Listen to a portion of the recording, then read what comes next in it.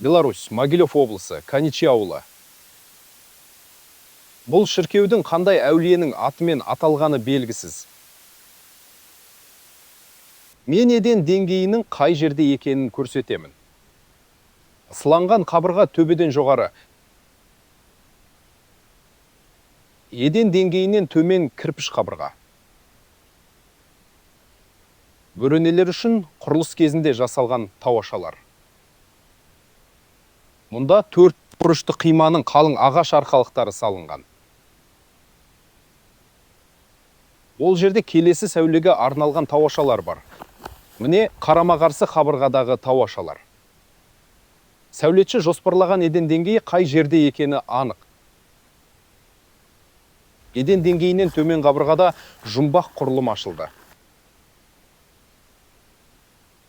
Бұл кірпіштен жасалған, қойма түрінде жасалған тауашалар.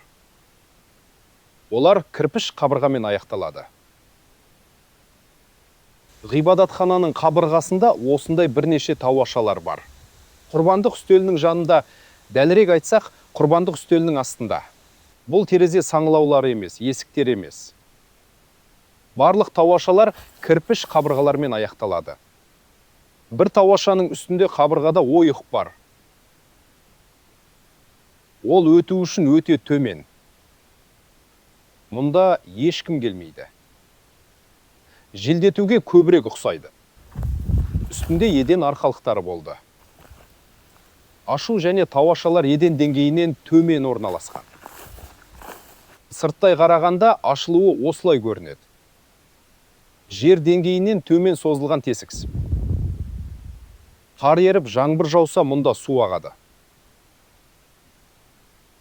Және осы жер асты тауашалары ағып жатыр.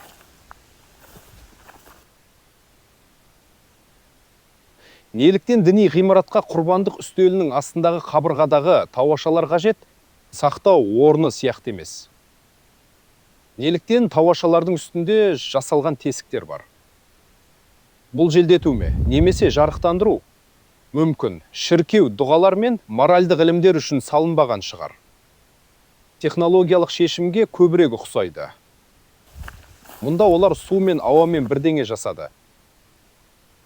Құрбандық үстелінің астындағы осы тауашалар.